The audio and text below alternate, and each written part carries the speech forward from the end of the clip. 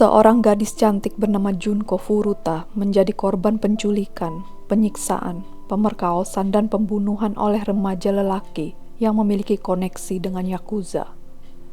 Junko Furuta berasal dari Misato, prefektur Saitama, dan sangat populer di sekolahnya, SMA Yashio Minami. Kasus ini terjadi pada akhir tahun 1980-an, dikenal dengan nama kasus pembunuhan gadis SMA terbungkus beton. Disebut demikian karena tubuh Furuta ditemukan dalam sebuah drum yang berisi ratusan liter semen. Bagaimana kisah lengkapnya? This is Luby Story.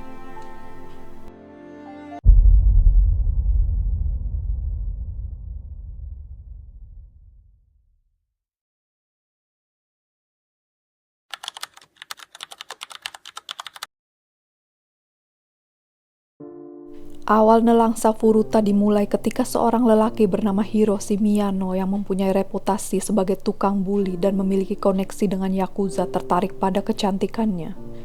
Biasanya Miyano dan kawan-kawan menyukai perempuan yang nakal, suka minum alkohol, merokok atau pakai narkoboy seperti yang mereka lakukan. Justru anak baik-baik seperti Furuta akan direndahkan oleh geng seperti itu. Namun suatu hari, Miyano membuat pengecualian. Ia tertarik pada paras Furuta. Miyano menyatakan cinta, namun Furuta menolaknya dengan alasan ia sedang tidak berminat pacaran. Selama ini semua siswa di sekolah menaati kemauan Miyano, apalagi kalau bukan karena mereka takut pada teman-teman Yakuzanya Miyano. Miyano dan koneksi Yakuzanya pamer kekuasaan dengan cara menebar dan mengeksploitasi ketakutan orang lain, sehingga penolakan dari Furuta membuat Miyano marah besar. Malam hari pukul 8.30 tanggal 25 November 1988, Furuta pulang dari pekerjaan paruh waktunya dengan menaiki sepeda.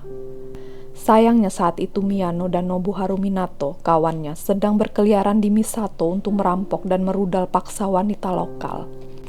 Mereka kemudian melihat Furuta yang mengendarai sepeda. Atas perintah Miyano, Minato menendang sepeda Furuta hingga gadis itu terjatuh. Minato lalu kabur sementara Miyano berpura-pura baru datang dan menawarkan diri untuk mengantar Furuta pulang. Furuta tidak menolak, namun ternyata ia diarahkan ke sebuah bekas gudang yang tak jauh dari lokasi jatuhnya sepeda. Miyano mulai melancarkan ancaman, memamerkan kekuasaan dengan kembali menyinggung koneksinya dengan Yakuza. Oleh Miyano, Furuta kemudian dibawa ke hotel dan menghubungi dua orang temannya, Jo Ogura dan Yushi Watanabe. Minato menyusul dan keempatnya membawa Furuta ke rumah orang tua Minato di distrik Ayase Adechi. Minato dan ketiga kawannya punya rekam jejak pemerkosaan terhadap perempuan secara beramai-ramai. Para lelaki itu mengatakan pada Furuta bahwa mereka tahu di mana Furuta tinggal dari buku catatan yang ada di tasnya dan mengancam bahwa Yakuza akan membunuh keluarganya jika dia berusaha kabur. Pada 27 November, orang tua Furuta mengontak pihak kepolisian karena anaknya tak kunjung pulang. Tak lama berselang, ada telepon dari Furuta.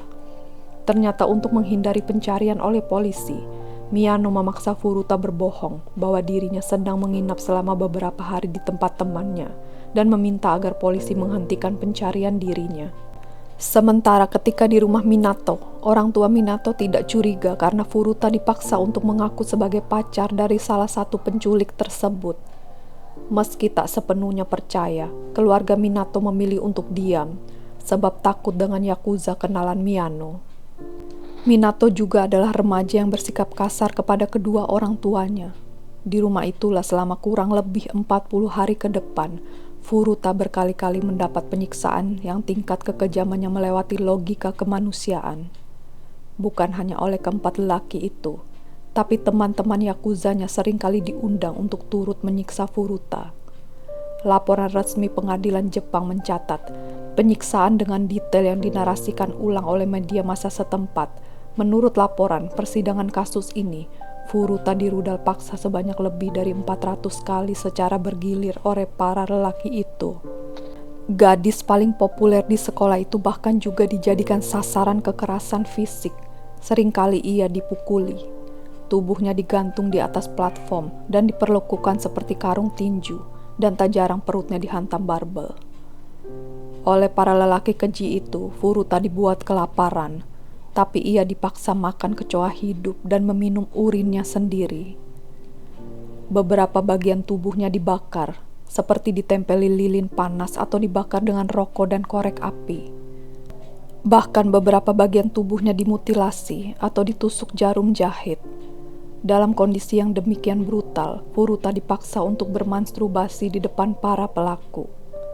Benda-benda asing yang tak masuk akal dimasukkan ke kemaluan dan anusnya, sehingga mengakibatkan pendarahan yang hebat.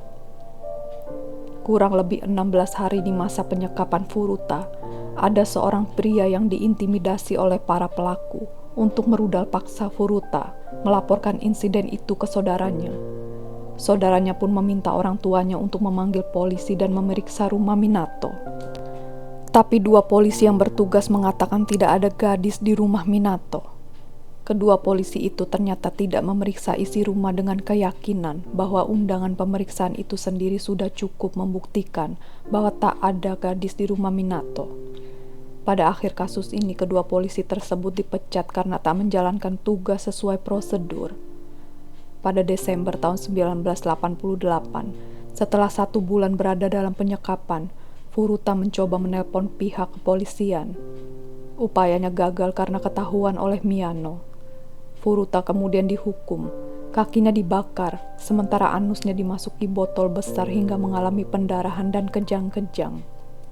Menurut laporan, selama persidangan para pelaku mengira bahwa gadis itu hanya berpura-pura kejang, sehingga mereka membakarnya lagi.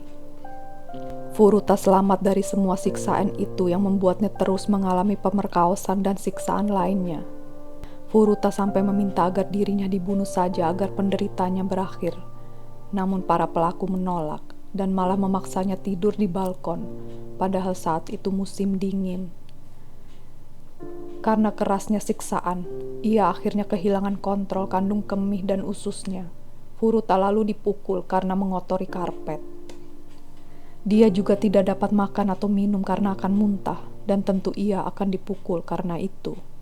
Memasuki Januari, penyiksaan demi penyiksaan membuat kondisi fisik Furuta berubah. Wajahnya membengkak dan luka-luka di sekujur tubuhnya mulai membusuk dan menghasilkan bau tidak sedap. Para pelaku kehilangan nafsu bejatnya dan sempat mencari korban lainnya untuk dirudal paksa, meski tidak disekap seperti Furuta. Pada 4 Januari tahun 1989, para pelaku melakukan siksaannya lagi. Mereka memukuli Furuta dengan barbel, menendang dan meninju, dan meletakkan 2 lilin pendek di kelopak matanya, membakar mereka dengan lilin panas. Mereka memposisikan Furuta untuk berdiri dan memukul kakinya dengan tongkat. Pada titik ini, Furuta jatuh. Pendarahannya sangat deras, juga nanah muncul dari luka bakarnya yang terinfeksi. Keempat anak laki-laki itu menutupi tangan mereka dengan kantong plastik. Mereka terus memukulinya dan pada akhirnya menuangkan cairan ke paha, lengan, wajah, dan perutnya, dan sesekali lagi membakarnya. Furuta diduga melakukan upaya untuk memadamkan api, tetapi lambat laun tubuhnya menjadi tidak responsif. Furuta akhirnya meninggal setelah serangan yang berlangsung selama 2 jam pada hari itu. Takut tertangkap polisi, para pelaku kemudian membungkus tubuh Furuta dengan selimut, menempatkannya di drum bervolume 208 liter, dan mengisinya dengan semen basah. Pada pukul 8 malam, mereka membawa drum ke sebuah daerah bernama Koto di Tokyo, kemudian membuangnya ke dalam truk semen.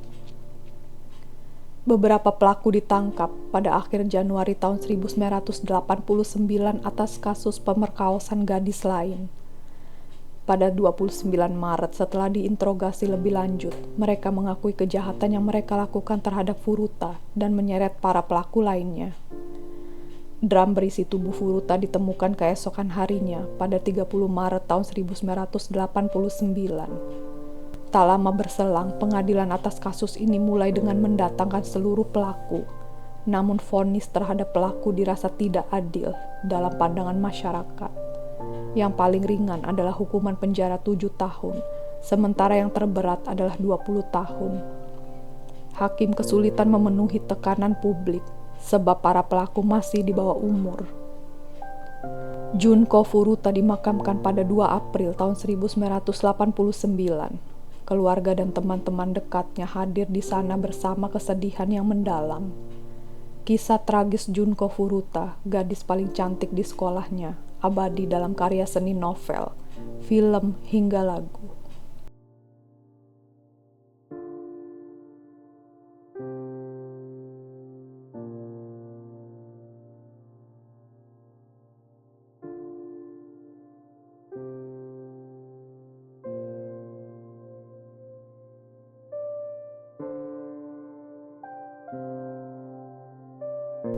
Nah, itu tadi adalah kisah tragis dari Junko Furuta.